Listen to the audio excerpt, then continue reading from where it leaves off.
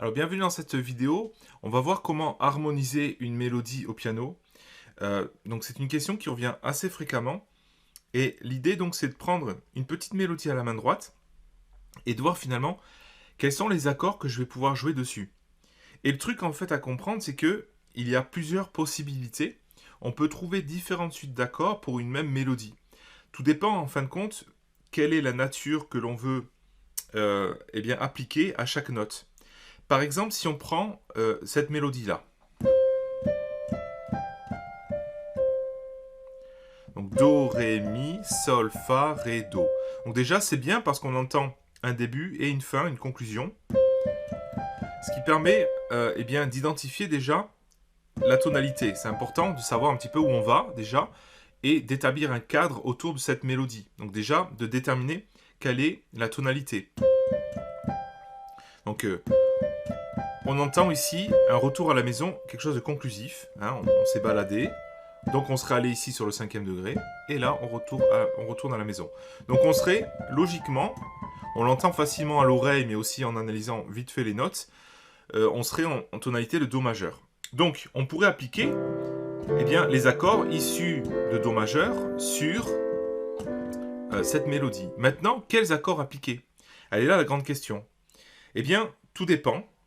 En fait, il y a plein de possibilités. Par exemple, ce qui va être important là, c'est de se dire, ok, il va falloir être logique. De toute façon, si on veut construire un morceau qui ait du sens, on ne va pas réinventer la roue au départ, du moins.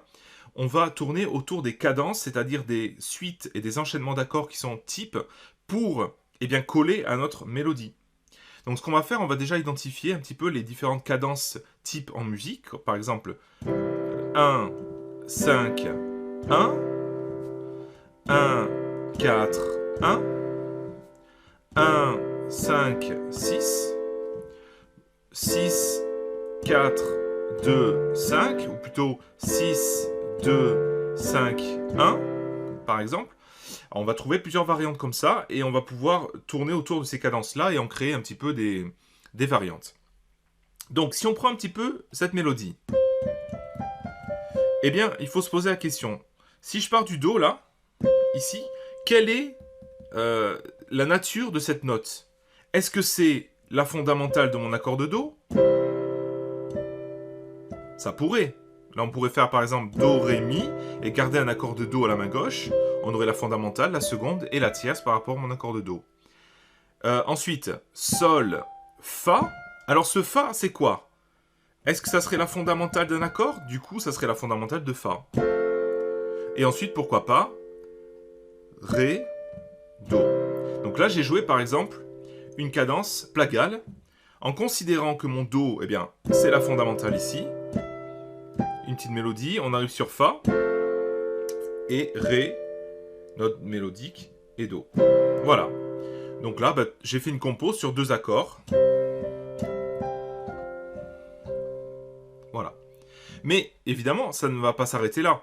Ce Do là, ça pourrait également être la tierce de l'accord de la mineure, pourquoi pas. Et à partir de la mineure, on connaît des cadences qui commencent par cet accord. Si on fait par exemple Do, Ré, Mi, Sol, Fa. Alors ce Fa, ça pourrait être aussi, pourquoi pas, la septième de Sol septième.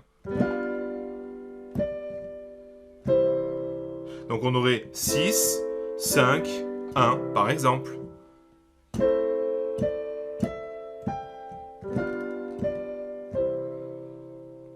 Ou pourquoi pas faire 1, 5, 1, tout simplement.